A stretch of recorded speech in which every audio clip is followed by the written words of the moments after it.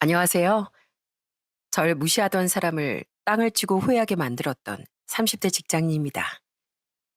사람은 뭐든 겪어봐야 안다던데 정말 그걸 제대로 실감한 일이 저에게 생겼었는데요. 임신과 출산 후 찐 살들로 바닥을 치던 자존심이 그날의 사건을 계기로 독한 마음을 먹게 되었고 덕분에 지금의 저로 바뀌게 되었답니다. 어찌 보면 저에겐 인생의 전환점과도 같았던 그때 일을 여러분들에게 들려드리려고요. 저희 집은 제가 태어나기도 전부터 국수집을 운영하셨어요. 집안 자체가 잘 사는 건 아니었지만 사실 전 이 세상 어느 가정보다 저희 집이 최고라고 생각했던 게 있었습니다. 그건 바로 저희 부모님 사이가 굉장히 좋았거든요. 생각해보면 저희 엄마 아빠 두 분이서 크게 다투는 걸 본 적이 없을 정도로 두 분은 동네에서도 유명한 인고 부부셨어요. 늘 국수집이 쉬는 날 집에선 저녁이 되면 두 분이서 투닥거리곤 했습니다. 그 이유가 뭔지 아세요? 바로 자기가 설거지를 하겠다고 그렇게 투닥거리셨답니다. 여보, 가서 앉아 있으라니까. 저녁 내내 불 앞에서 고생하면서 요리했는데 당연히 내가 설거지 내야지. 얼른 가서 앉아 있어. 선연아, 뭐하니? 엄마 얼른 데리고 가지 않고. 아이, 무슨 소리야. 당신이 쉬어야지. 쉬는 날 제대로 쉬지도 못하고 오늘 내내 집안일 하느라 바빴잖아. 그러니까 당신이 쉬어. 내가 마저 할 테니까. 어허, 이 서방님 말을 들어야지. 당신 얼른 가서 푹 쉬고 있으라니까. 우리 국수집 당신 없으면 안 돌아가는데 설거지하다 손 무리하면 어쩌려고.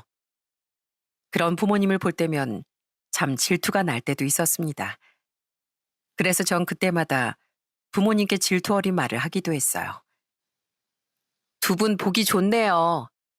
진짜 뭐 하는 거야. 아무나 빨리 하면 될걸. 아유, 엄마 아빠 둘 다 빨리 나가. 그냥 내가 할 테니까. 그렇게 부모님은 항상 서로를 배려하고 아껴주면서 사셨습니다. 특히나 부모님은 1년 중 제일 중요하게 생각하는 날이 있었는데요. 그때가 바로 결혼 기념일이었답니다. 제가 아주 어릴 때부터 결혼 기념일이면 두 분이서 항상 데이트를 나가시곤 했어요. 저희가 어릴 땐 할머니 댁에 맡겨졌었고 어느 정도 크고 나서부턴 저와 남동생이 자연스럽게 그날이 되면 알아서 저녁을 챙겨 먹기도 했답니다.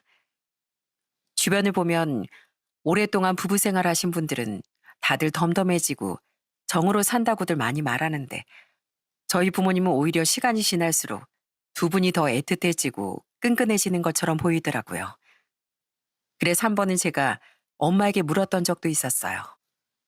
엄마, 엄만 아직도 아빠가 그렇게 좋아? 왜 그렇게 아빠만 내내 기다려? 누가 보면 각 결혼한 신혼부부인 줄 알겠네. 선연아, 엄마랑 아빠는 부부이기도 하지만 세상에서 제일 친한 친구야. 평생 둘이서 같이 노는 게 제일 재밌는 그런 친구 말이야. 그러니 늘 기다리게 되고 같이 있으면 재밌으니까 안 좋아할 수가 없지.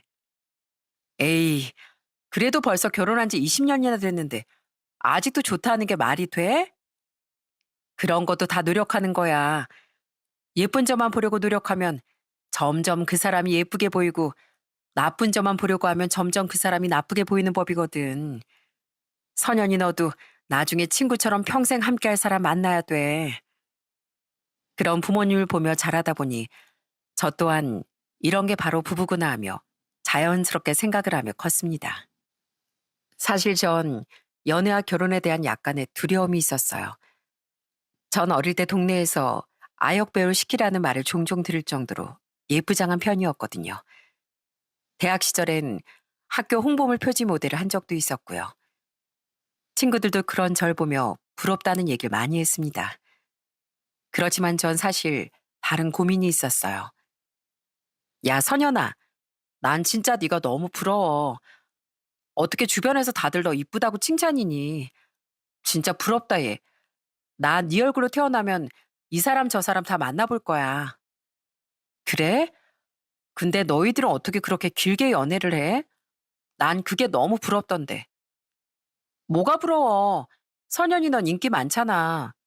근데 왜 남자친구도 안 사귀는 거야? 그냥 내가 누군지도 모르면서 바로 좋아한다고 하는 게 좀 이해가 안 돼서 말이야. 어릴 적엔 뭐 모르고 미인 대회에도 나갈 정도로 외모에 대한 자신감도 많았지만 대학을 졸업하고 점점 나이를 먹어갈수록 사람에 대한 생각이 더 신중해졌던 것 같아요. 몇 번의 연애 끝에 깨닫게 된 건 부모님처럼 저렇게 나이가 들고 주름이 생기고 외모가 바뀌어도 마음만은 여전한 사람을 만난다는 건 쉽지 않다는 거였죠. 처음엔 제 외적인 부분에 호감이 생겨 다가오던 사람도 결국엔 오랜 연애를 하다 보면 마음이 바뀌고 헤어지게 되니 점점 사람을 만나는데 신중해질 수밖에 없더라고요. 진심으로 저라는 사람 자체를 사랑하고 아껴주는 사람을 만나고 싶었어요. 그러다 20대 중반에 친구의 남자친구를 우연히 소개받게 되었어요. 솔직히 전 소개를 받고 싶지 않았지만 친구의 부탁이라 어쩔 수 없이 그 자리에 나가게 되었답니다. 거기서 저보다 3살 많은 한 남자를 만나게 되었죠. 첫인상은 사실 좀 마음에 들진 않더라고요. 인상이 좀 차갑게 생겼었거든요. 그래서 그날은 간단히 밥만 먹고 헤어지게 되었죠. 그게 전 그 남자와의 인연이 끝이라고 생각했습니다. 그런데 그날 이후 그 남자가 저한테 자꾸만 연락이 오는 게 아니겠어요? 처음엔 이 사람도 그저 제 보이는 것만 보고 저에게 다가온다는 생각이 들어 딱 잘라 거절했거든요. 그런데 이 남자, 제가 아무리 거절을 해도 꺾이지가 않더라고요. 저 죄송한데요. 그땐 친구 때문에 어쩔 수 없이 나가게 된 자리지만 솔직히 전 그쪽 만나고 싶지 않아요. 불편하니까 연락도 안 하셨으면 좋겠어요. 선현 씨, 저 그렇게 나쁜 사람 아닙니다. 솔직히 선현 씨 외모에 호감이 생겼던 건 사실이지만 그날 대화를 하면서 저랑 잘 맞는 부분도 많다고 느껴졌고요. 무엇보다 선한 선현 씨 마음에 제가 더 끌려서 이렇게 말하는 겁니다. 다른 것보다 저 딱 3번만 만나보시면 안 될까요? 싫어요. 전 마음이 없는 사람이랑 그렇게 만나는 건 예의가 아니라고 생각합니다. 그럼 끊을게요. 그렇게 딱 잘라 거절했음에도 그 남잔 포기하지 않고 계속 연락이 오더라고요. 제가 당연히 전화를 받지 않으니 그날부터 아침마다 계속해서 안부 문자를 보내더라고요. 오늘은 날씨가 많이 춥대요, 선현 씨. 옷 따뜻하게 입고 나가세요. 선현 씨, 오늘 낮에 소나기 내린다는데 우산 꼭 챙기고 나가세요. 지난번에 선현 씨가 좋아한다고 했었던 책 있잖아요. 읽어봤는데 너무 좋더라고요. 제가 자주 읽는 책이 있는데 마음 힘드실 때 한번 읽어보세요.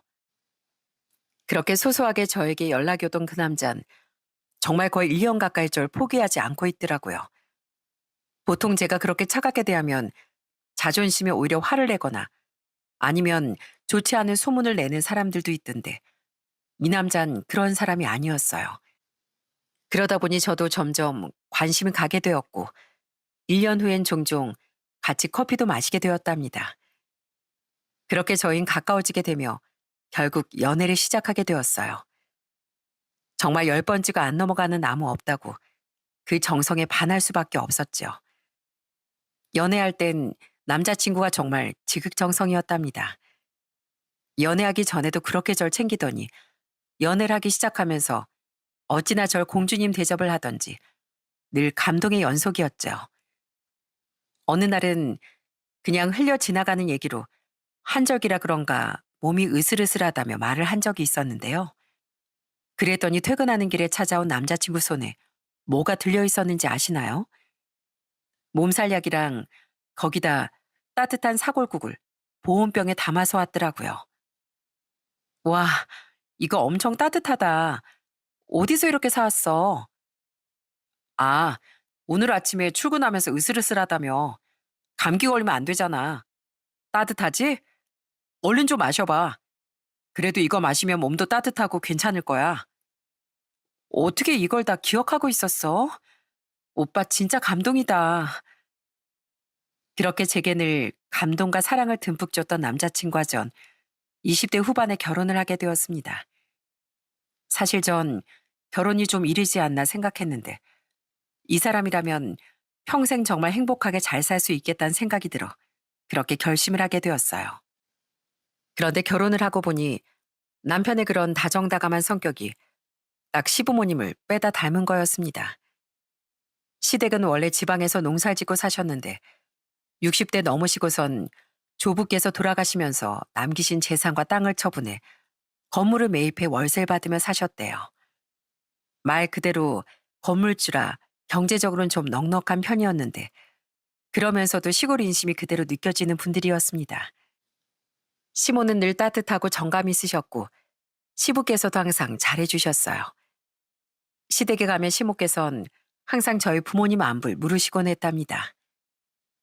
사돈댁은 다들 평안하시지? 그래 별일은 없고?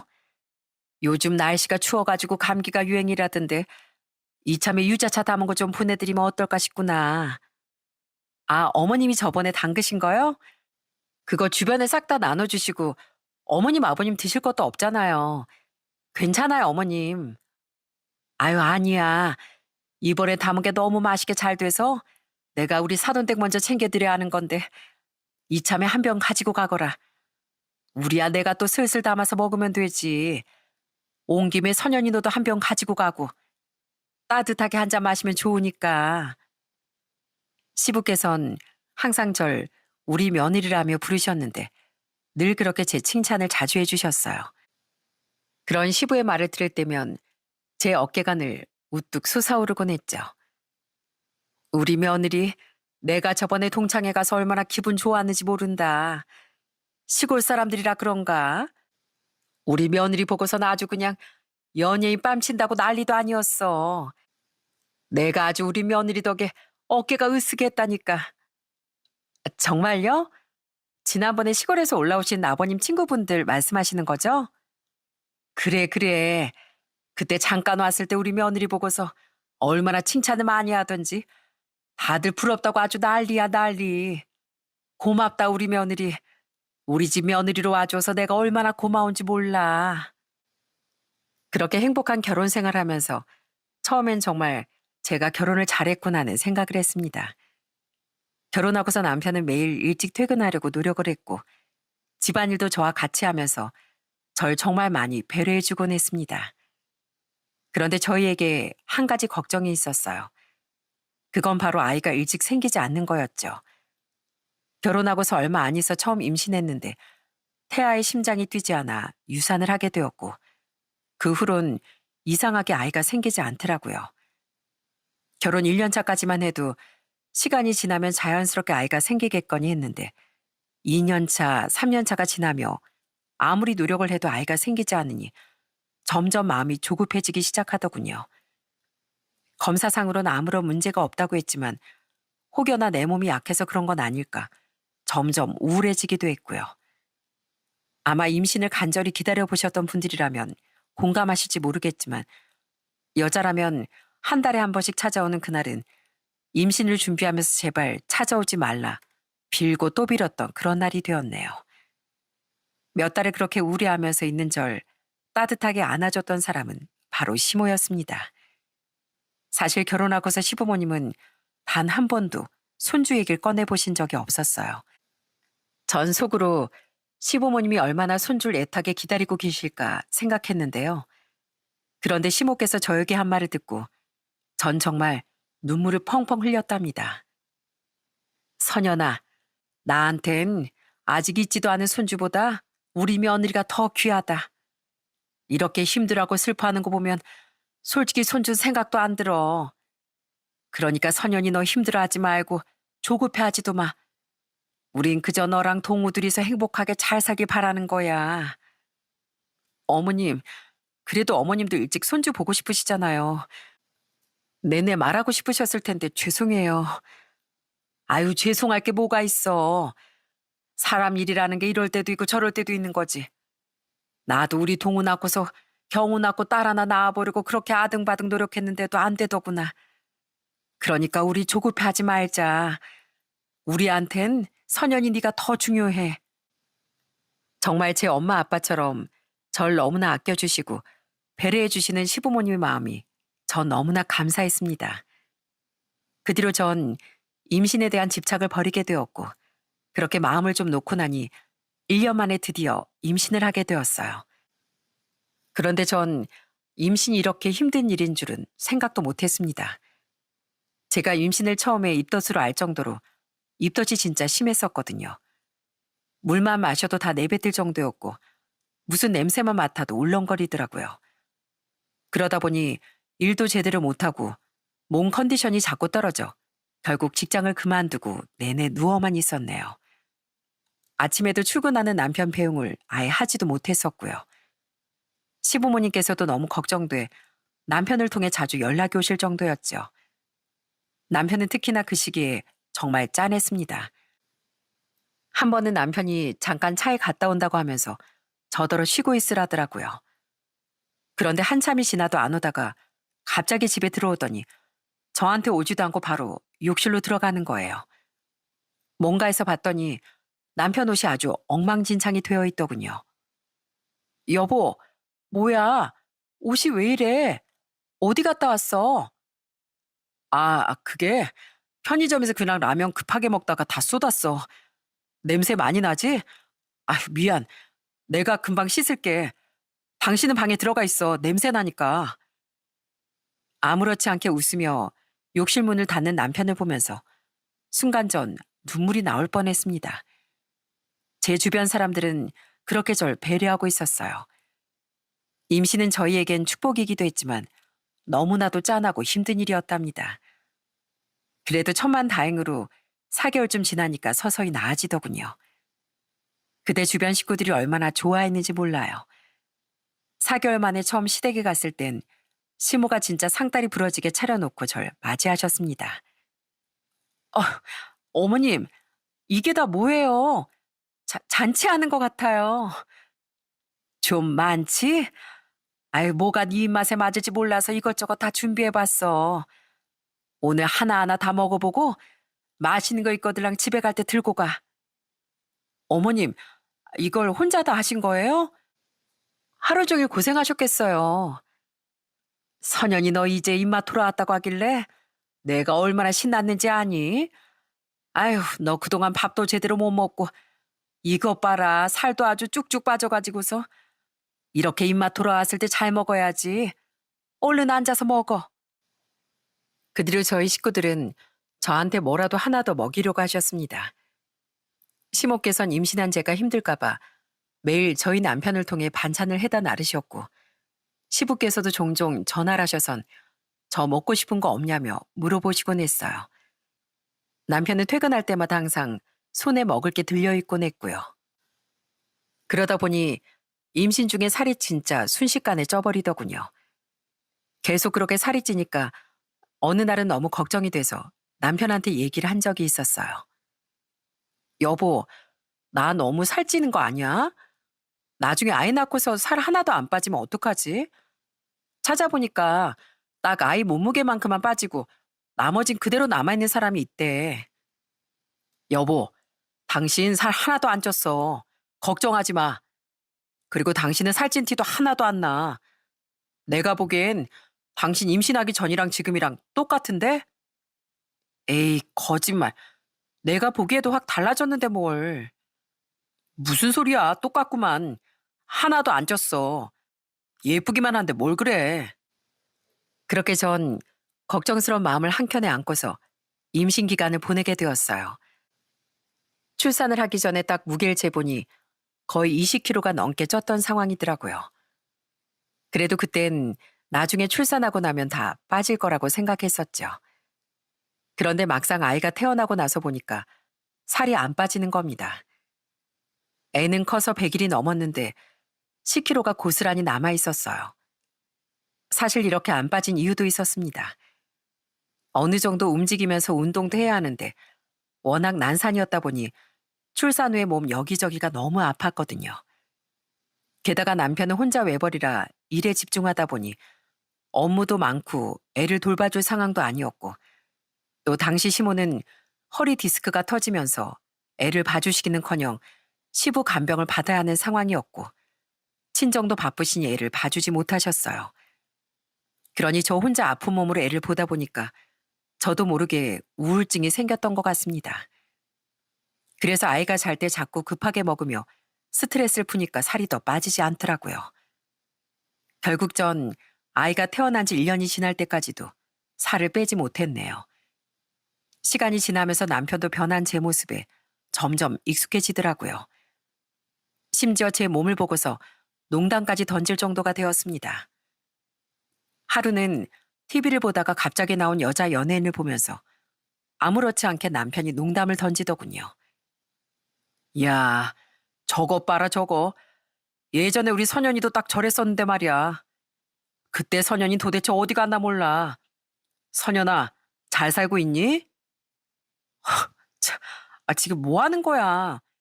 당신 진짜 내가 살 빼면 어쩌려고 그래? 정말? 당신 진짜 살 뺄 수 있어? 아이, 당신 저 정도만 빼면 내가 얻고 다니지 얻고 다녀. 그렇게 저희 누구보다 편한 부부 사이가 되었습니다. 그러던 중 아이가 3살이 됐을 때 시동생이 결혼을 하게 되었어요. 사실 시동생 결혼에 시부모님의 반대가 정말 극심했었거든요. 그 이유는 동서가 마땅한 직업도 없이 아르바이트를 하면서 지냈었고, 심지어 동서의 친정과 거의 연을 끊고 살았다는 것 때문이었어요. 그래서 시부모님이 정말 많이 반대하셨지만 결국 시동생의 고집을 꺾지 못하셨죠. 동서의 친정 부모님은 아예 결혼식에 참석도 하지 않으셨고, 결혼식 때 분위기가 정말 좋진 않았지만 그날 그것보다 더 주목을 받았던 게 있었어요. 그건 바로 동서의 외모였습니다. 동서는 완전 몸매가 모델 뺨칠 정도로 길쭉길쭉하고 늘씬하더라고요. 얼굴도 예쁘장해서 결혼식장에서 다들 동서를 보고서 수군댈 정도였고요. 그래도 결혼하기 전에 인사 왔을 땐 나름 동서도 시부모님께 살갑게 잘하더라고요. 그런데 딱 결혼하고 나서부턴 동서의 태도가 새초롬하게 변했습니다. 시댁에 한 번씩 다 같이 모일 때면 같이 밥을 먹는데 이상하게 동선 밥을 아예 입에도 대지 않더라고요. 동서, 왜 밥을 안 먹어? 배 안 고파? 얼른 밥 먹어. 아, 전 7시 이후로는 뭘 잘 안 먹어서요. 드세요. 전 그냥 안 먹을게요. 어? 아직 7시 안 됐는데 조금이라도 먹지 그래. 다들 드시고 있는데. 전 괜찮아요. 지금 먹으면 나중에 더부룩해져서요. 그러더니 멀뚱멀뚱 밥상 앞에서 앉아만 있는데 그렇게 하니까 시부모님이 좀 불편해하시고 눈치를 보시더라고요.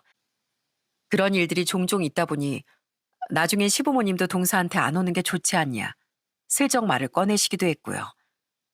그런데 이상하게 동선 또 고집을 부려서 시동생만 시댁에 보내면 될 걸 항상 또 같이 오는 겁니다. 그게 이상해서 남편한테 얘기를 하면 남편은 이상하게도 동서 편을 들더라고요. 여보, 동서한테 내가 다시 얘기해 볼까? 어머님이 저번에 슬쩍 그냥 집에서 쉬어도 된다고 했는데 오늘도 봐봐. 와선 밥이고 먹고 아무것도 안 먹고 가만히 앉아만 있는 거. 에이, 그럼 가족인데 오지 안 와? 재수 씨가 엄마 아빠랑 친해져 보려고 그러는 거야. 당신은 그냥 별말 하지 마. 그럼 낮에 만날 때 오면 되지. 아니면 좀 얘기라도 나누던가. 말도 안 하고 밥도 안 먹고 그러고 뚱하니 있으니까 그러지. 그래도 나름 생각해서 참석하는데 좀 좋게 좀 봐. 당신, 당신보다 늘씬한 동서니까 괜히 질투하는 거야? 전 염려스러워서 한 얘기였음에도 남편은 제가 마치 동설 질투해서 그러는 것 마냥 생각하곤 하더라고요. 남편은 나름대로 새로운 식구가 들어오니 좀 편을 들어주고 싶었던 것 같아요. 그런데 남편이 그렇게 편을 들어줄수록 점점 동서 행동은 선을 넘기 시작하더군요. 동서가 결혼하고서 1년쯤 지났을 때 명절이었는데 그날은 동서가 투피스로 옷을 엄청 고급스럽게 잘 입고 왔더라고요. 그걸 보고서 저도 깜짝 놀라 동서에게 가서 칭찬을 했습니다.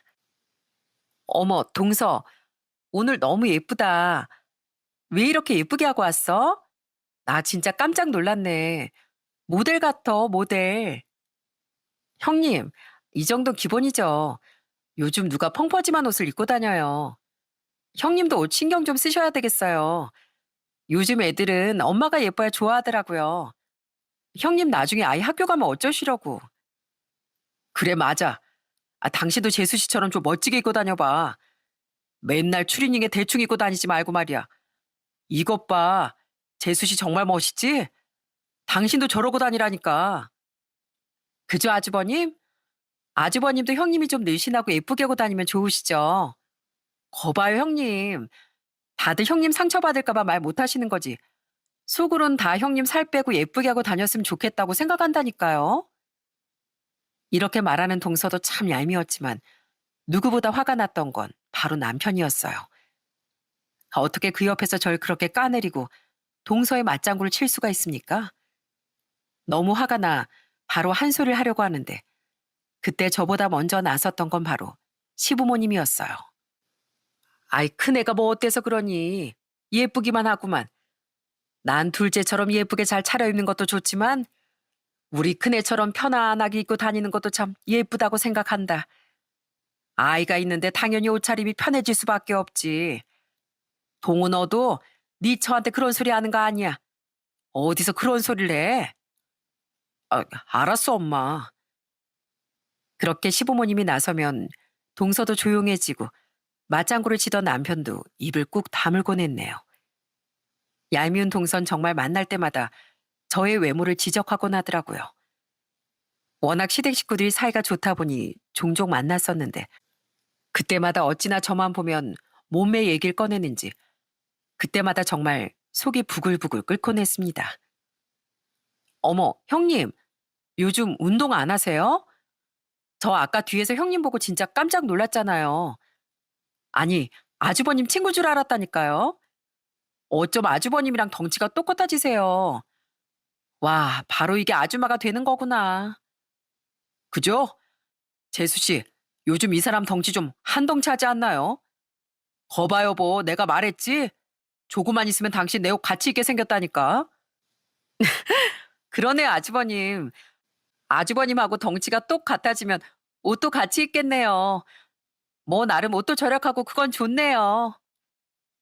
둘이서 그렇게 절 가운데 놓고 히닥대는데 어느 누가 기분 좋게 웃겠습니까? 그런 날이면 늘상 집에 갈 때 남편과 다투곤 했어요.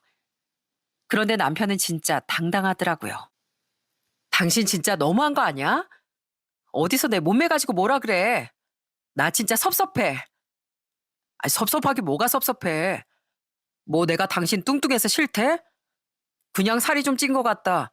덩치가 좀 커진 것 같다. 그랬을 뿐인데. 난 팩트만 말하는 사람이라고 팩트만. 사실인데 뭐 어떻다고 그래. 뭐? 아무리 팩트라고 해도 이건 자존심을 뭉개는 일이잖아. 아니 내가 그래서 당신한테 살 빼라고 했어? 뭐라고 했어? 그냥 덩치가 커졌다. 그런 소리만 한 거지. 당신 너무 예민한 거 아니야? 제가 뭐라고 따지면 늘 제가 예민하다, 민감하다. 이런 식으로 말해버리니 정말 속이 터지고 속상했습니다. 어쨌든 제가 살이 좀 찐 건 사실이니까 뭐라 할 말도 없더라고요.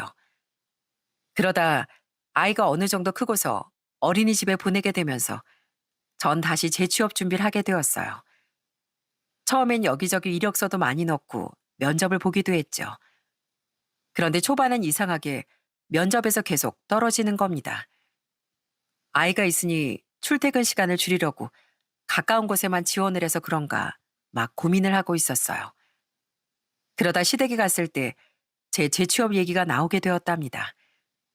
시모께선 제가 무리해서 취업을 하려고 하는 건 아닐까 걱정스러운 마음에 얘기를 꺼내셨죠. 큰애야, 애 어린이집 보내고서 좀 천천히 생각해보지 그러니 너무 서둘러서 구하려고 하다 보면 마음에 안 드는 곳에 들어갈 수도 있는 거고 그래서 면접은 여기저기 봤던 거야? 네, 면접을 보긴 했는데 연락이 계속 안 오네요. 저도 일찍 구해지면 일하려고 했는데 아무래도 아이 어린이집 보내고서 슬슬 알아볼까 싶어요. 그래, 잘 생각했다. 그동안 아이 키우면서 고생했는데 좀 쉬기도 하고 네 시간도 갖고 공부도 좀 해보면서 차차 준비하면 잘 될 거야. 안 그래도 아이 낳기 전엔 회사도 잘 다니지 않았니? 너라면 분명 잘할 거다.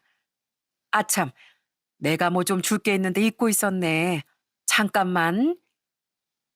그러더니 시모는 저에게 뭔가 줄 게 있다며 안방으로 들어가셨어요.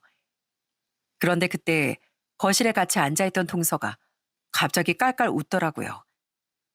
당시 거실엔 저와 동서 그리고 저희 남편이 있었는데 시부랑 시동생은 과일을 사러 나가고 없는 상황이었거든요. 전 갑자기 웃는 동서를 보면서 왜 그런지 이해를 하지 못했어요. 동서, 왜 웃어 갑자기? 아니, 형님 진짜 너무 웃긴 거 아니에요? 면접이요? 형님 면접 보셨어요? 어디 면접 보셨는데요? 그냥 뭐 일반 사무직이지 뭐. 근데 그게 뭐가 웃겨? 형님, 나 진짜 너무 웃기네. 형님, 요즘 누가 아무나 사무직 근무를 해요. 지금 형님 얼굴이랑 몸매 좀 보세요. 도대체 누가 뽑아주겠어요? 아니, 난 또 어디 공장이나 이런 곳 들어가는 줄 알았네. 사무직이요? 와, 아무리 그래도 그런 건 보여지는 게 더 중요한데. 요즘은 일반 사무직이라도 다 외모 보고 뽑잖아요. 그런데 어떻게 형님이 그런데 그때 동서의 반응에 덩달아 웃으며 얘기한 사람이 있었어요. 바로 남편이었죠. 그래, 맞아, 맞아. 요즘은 진짜 그래, 여보. 우리 회사도 신입들 보면, 아우, 장난 아니라니까. 당신은 그러니까 급하게 생각하지 말라니까 그러네. 당신은 그 몸부터 좀 어떻게 해야 되겠어. 그러면서 둘이서 깔깔대며 웃는데 정말 그 순간 화가 머리끝까지 치솟기 시작하더군요. 아무리 제가 뚱뚱하다고 한들 이렇게까지 무실당할 건 아니지 않나요? 동서야 원래 개념 없고 그렇다 하더라도 남편이란 인간은 제가 왜 이렇게까지 살이 쪘는지 누구보다 잘 알면서 저런 태도를 보인다는 게 얼마나 괘씸하고 화가 나는지 모릅니다. 그래서 전 그동안 참아왔던 분노를 단박에 표출했어요. 지금 도대체 뭐 하자는 거야? 어? 둘이서 지금 나 무시하는 거야, 뭐야? 그래, 나 살쪘다, 왜? 그래서 뭐 어쩌라고? 살쪄서 일도 못한다고 하는 거야, 뭐야? 아니, 뭐, 형님, 뭘 그렇게까지 화를 내요? 전 그냥 농담한 건데. 농담? 그게 농담이야? 듣는 사람 기분이 이렇게 쳐 나쁜데 농담이라고? 장난으로 던진 돌멩이에 개구리 맞아 죽는 거야. 어디서 감히 남의 몸매 가지고 이렇다 저렇다 평가질이야? 아이, 당신 왜 그래? 그냥 가족이니까 그냥 농담한 거 가지고 왜 그래? 맞아요. 뭐 제가 틀린 말 한 것도 아니고, 아니, 사실을 말해준 거잖아요, 사실을. 끝까지 정말 뻔뻔하게 말하는 동서와 남편을 보면서 전 그때부터 작정하고 독서를 내뱉었습니다. 저라고 뭐 저 두 사람에게 할 말이 없었겠습니까? 그래도 사람이 서로의 마음을 생각하고 섣불리 하지 않은 말들도 있잖아요. 그런데 저 두 사람에겐 참을 필요가 없겠다는 생각이 들더라고요. 사실? 그래, 어디 한번 사실 얘기해보자. 당신, 당신은 뭐 운동이나 하나 하면서 그런 얘기를 하는 거야? 술만 마셔가지고 배만 볼록 나온 주제에. 당신 그 밴 임신했어? 어? 남자가 임신해서 그렇게 배만 볼록 나온 거냐고. 아니, 이거 다 직장 생활 때문이잖아. 배만 이렇지 다른 곳은 괜찮은데. 괜찮긴. 허우대만 멀쩡해가지고선 임신해서 애 낳은 마누라 몸에 지적하는 남편이 어디가 괜찮다고 그래? 나가서 사람도 붙잡고 물어봐. 어? 당신도 그냥 평범한 애 아빠일 뿐인데 누굴 더러 몸매 지적질이야? 당신이나 거울 좀 봐, 거울. 그러자 남편은 더 이상 아무런 말도 하지 않고 입을 꾹 다물더군요. 그리고 전 동서에게도 독서를 날려버렸어요. 동서, 뭐? 사무직은 나 같은 몸매는 안 뽑는다고? 그걸 동서가 어떻게 알아? 한 번 사무직으로 일도 안 해본 동서가 어떻게 하냐고? 직장 생활 한 번도 안 해봤잖아. 안 그래? 네? 형님 무슨 말을 그렇게... 왜? 동서 나한테 그렇게 말해도 되고 나는 뭐 안 되냐? 내가 한 번 동서 직장 생활 안 해봤다고 무시한 적이 있어? 뭐가 있어? 대학도 전문대 나오고 학벌 나보다 안 좋다고 내가 깔본 적이 있어? 뭐가 있어? 근데 동선 왜 자꾸 사람을 이렇게 무시해? 사람이 그렇게 남 무시하고 자존심 깔아뭉개면 안 되는 거 몰라? 동서 결혼하고서 딱 한 번 아르바이트 갔을 때도 동서 일 못해가지고 거기서 다음날 나오지 말라고 했을 때 내가 동서 한 번 비웃은 적 있어? 근데 어떻게 나한테 그런 말을 아무렇지 않게 하냐고. 어? 어디 한번 얘기해봐. 아니, 그게, 뭐, 얘기 똑바로 한번 해보라고. 어디서 몸매 빼곤 제대로 들이밀 거 하나도 없으면서 남을 함부로 무시해. 어디, 제대로 한번 하나하나 다 비교해봐? 어?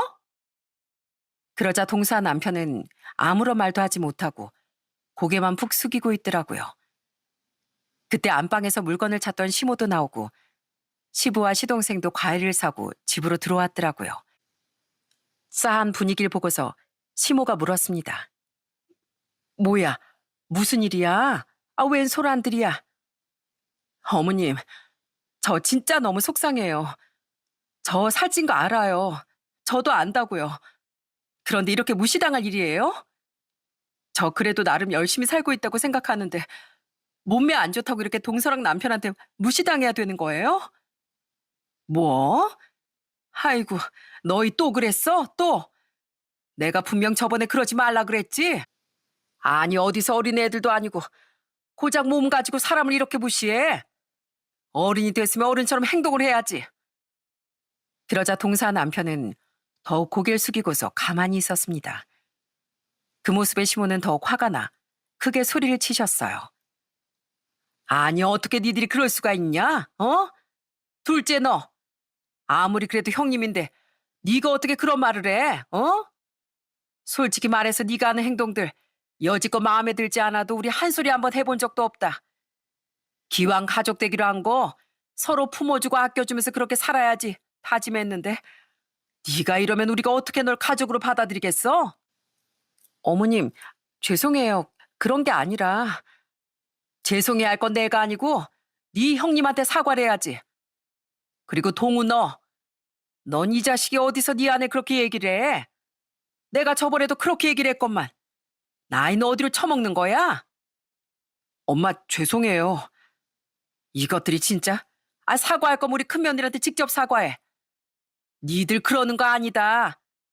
자식 품고서 출산하고 고생고생하면서 여지껏 자식 키운 사람한테 그딴 식으로 무시하는 거 아니라고.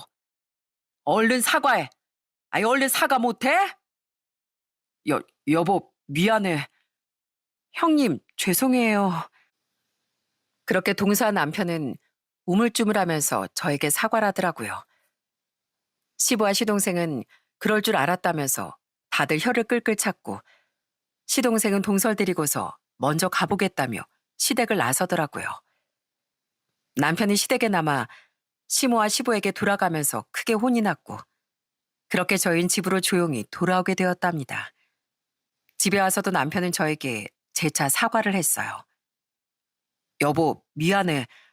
난 그냥 재수 씨 분위기 맞추려고 그런 것뿐인데 사실 좀 정도가 지나쳤던 거 나도 인정해. 정말 미안해, 여보. 당신이랑 얘기하고 싶지 않아. 여보, 내가 진짜 잘못했어. 어? 내가 정말 잘못했다니까?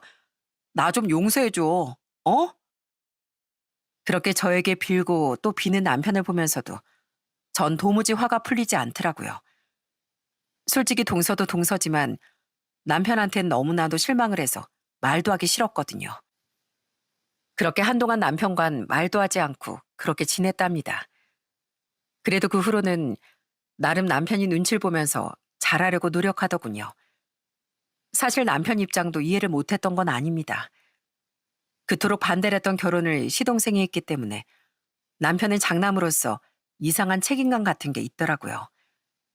동서가 친정에서도 외면받았으니 시댁에선 좀 잘 적응하길 바라는 마음에 더 동서 편을 들었다고 하는데 하지만 아무리 그렇다고 해도 솔직히 제 입장에선 너무나 서운하더라고요.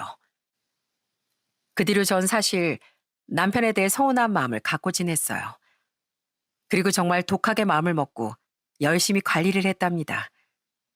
그리고서 딱 2년이 지나자 상황은 반전이 됐어요. 전 열심히 운동을 해서 50대 초반대로 살을 쫙 빼고서 취업도 하고 직장에도 다니고 있었어요. 그리고 동선 그때 이후 임신을 해서 딸을 출산했는데 지금은 75kg로 20kg 넘게 쪄서 빼지도 못하고 있네요. 키는 저보다 5cm 더 작은데 제가 제일 살이 쪘을 때보다 더 나가는 몸무게랍니다. 그러더니 이제 만나면 맞는 옷이 없다며 얼마나 울상인지 몰라요. 형님, 형님 그땐 진짜 제가 죄송했어요. 저 정말 철없이 말했던 것 같아요. 이제 알겠어요. 애 낳고 나니까 살 빼는 게 진짜 힘드네요. 그래도 전엔 조금만 굶어도 금방 빠졌었는데 이젠 굶으면 머리만 팽글팽글 돌지 살은 안 빠져요. 형님도 그랬어요? 그래, 나도 그랬지 뭐. 운동할 시간은 없지. 그렇다고 굶을 수도 없지. 나라고 뭐 살 안 빼고 싶었겠어? 그나마 애 좀 크니까 운동할 시간도 생기고 그러니까 이렇게 관리도 할 수 있는 거지. 형님, 진짜 죄송해요. 이제 알겠네요. 그때 형님이 얼마나 힘드셨을지. 전 정말 몰랐거든요. 근데 형님 그때 입었던 옷들 혹시 안 버리고 갖고 있는 거 있으세요? 저 출산 전에 입었던 게 아무것도 안 맞아요. 요즘 남편 옷 같이 입는다니까요.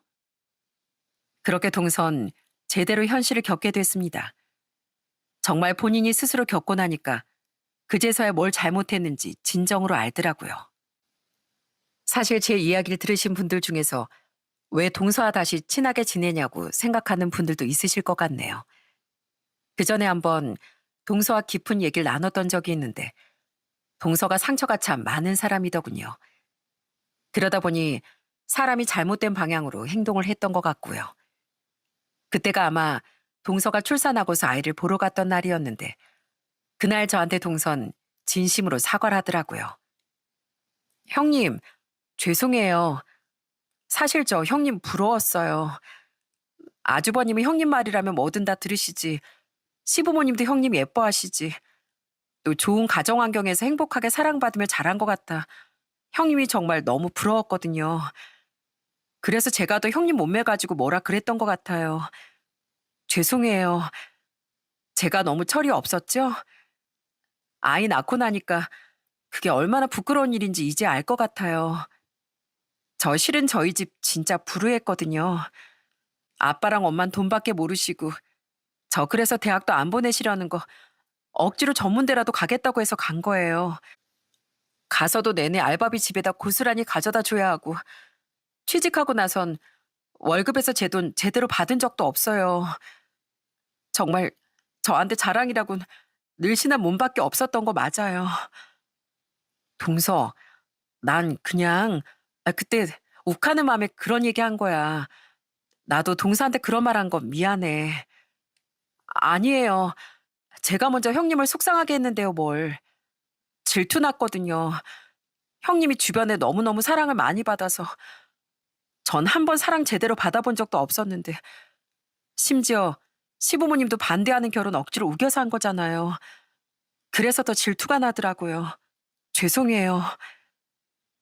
진심으로 사과라는 동서의 말에 저 역시 지난 동서의 잘못을 용서할 수밖에 없었습니다. 그리고 그 후론 정말 동서는 절 친언니처럼 따르고 있어요. 그리고 남편 또한 요즘 확 달라졌습니다. 좀 사그라들었던 애정이 갑자기 솟구치는 건지 뭔지 요즘 정말 의처증 걸린 것처럼 행동할 때가 많다니까요. 휴가를 갈 때면 제가 챙겨온 수영복 말고도 본인이 제 수영복을 챙겨오곤 합니다. 그게 어떤 건지 아세요? 정말 긴팔 긴바지에 몸에 안 붙는 레시가드랍니다.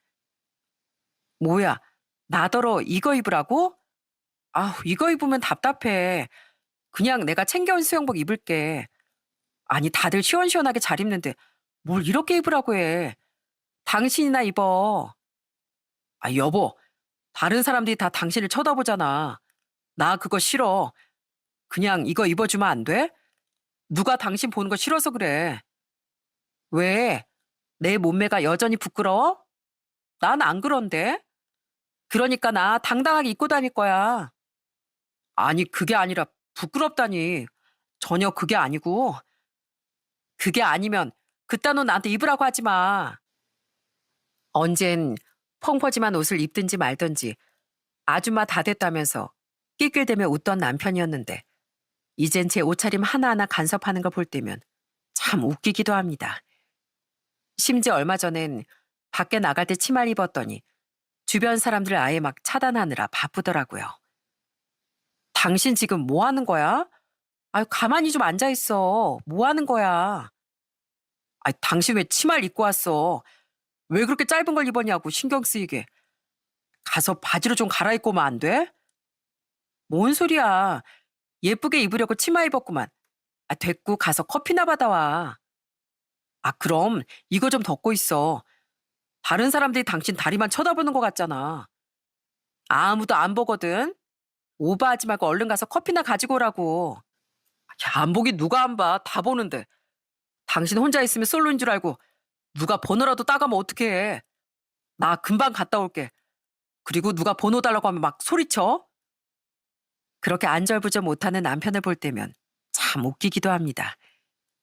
그래도 요즘은 제가 살을 빼고 몸매 관리를 하니 본인도 저한테 당당한 남편이 되고 싶다며 남편이 운동도 열심히 하고 그 좋아하던 술도 줄이고 그러더라고요.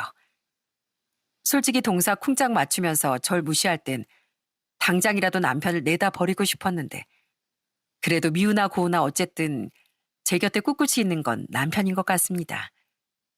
이젠 오히려 살 그만 빼고 다시 찌우라고 하는 남편을 볼 때면 참 웃기네요. 이렇게 제 삶은 확 바뀌게 되었어요. 물론 2년 동안 피나는 노력을 했기 때문에 제 삶이 바뀌게 된 거고요. 운동도 참 열심히 하고 식단도 잘 지키고 무엇보다 그냥 살만 빼기 위해 노력했다기보단 제 자신 자체의 가치를 높이기 위해 노력을 많이 했습니다. 요즘은 누구보다 시부모님이 제 인생을 정말 많이 응원해 주세요. 제 모습이 어떻든 간에 처음부터 끝까지 절 존중해주고 배려해준 시부모님께 전 너무나 감사한 마음을 갖고 있답니다. 얼마 전에도 시모께서 저 운동할 때 신으라며 러닝화를 선물해 주시더라고요. 선연아, 이거 좀 신어봐라. 요즘 러닝할 때 이거 많이 신는다더라. 너 요새도 운동 자주 나가니? 회사 가느라 힘들지 않고? 운동할 땐 좀 힘든데 그래도 갔다 오고 나면 개운하고 시원해서 되도록 하려고 노력하고 있어요. 다음엔 어머님도 같이 가요. 그래, 내가 너 보면서 배우는 게 참 많다. 부지런하게 아이 키우고 살림하면서 회사도 다니는데 운동까지 하니 내가 너한테 더 배워야 되겠구나. 몸 무리하지 말고 조금씩 운동해. 난 우리 선현이 예전 모습이든 지금 모습이든 다 예쁘고 고우니까. 이렇게 다정한 말을 해주시는 시부모님을 볼 때면 떨어졌던 자존감도 한껏 올라가는 것 같습니다. 요즘은 남편과도 잘 지내고 있고 아이와도 행복하게 잘 지내고 있네요. 특히나 동서한 서로 육아 고충도 나누면서 전보다 더 친하게 지내고 있고요. 오히려 그때 그 일이 있고 나서부턴 동서와 좀 더 마음을 터놓고 지내는 사이가 된 것 같아요. 앞으로도 동서와는 이렇게 정말 언니 동생처럼 잘 지내보려고 합니다. 저희 부모님도 여전히 동네에서 제일 가는 인고 부부로 잘 지내고 계시고 국수집도 잘 운영하고 계십니다. 그리고 제 남동생은 얼마 전부터 부모님 국수집을 이어받겠노라며 열심히 그곳에서 일을 배우고 있어요. 시부모님도 건강하시고 시동생과 동서도 큰 다툼 없이 잘 결혼 생활을 이어나가고 있는 것 같습니다. 이렇게 다시 가정의 평화가 찾아오니 이대로만 쭉 행복했으면 좋겠다는 생각을 자주 하게 되네요. 사실 제 주변에도 저처럼 출산 후 살이 많이 쪄서 자존감도 많이 낮아지고 우울해하는 친구가 있습니다. 그 친구를 만날 때면 전 항상 이렇게 말한답니다. 넌 이 세상에서 내가 제일 사랑하는 친구야. 그렇게 말하면 그 친구는 그때만큼은 세상 누구보다 행복해해요. 그때 친구의 표정은 정말 밝고 사랑스럽답니다. 사람 말이라는 게 그래서 힘이 있는 것 같네요. 말 한마디에 사람의 기분을 좌지우지할 수 있고 어쩌면 인생도 달라지게 되는 것 같으니까요. 말은 힘이 되기도 하지만 칼이 된다고도 하죠. 그러니 여러분들도 어딜 가서든 내가 내뱉는 말 한마디 한마디가 정말 소중하고 귀하다는 걸 항상 생각하셨으면 좋겠습니다. 여러분들의 귀한 한마디, 진심 어린 한마디는 다시 복이 되어 돌아올 거랍니다. 그 복이 여러분들 인생에 큰 행운이 되길 바라며 이만 제 이야기는 마치도록 하겠습니다. 지금까지 들어주셔서 정말 감사합니다.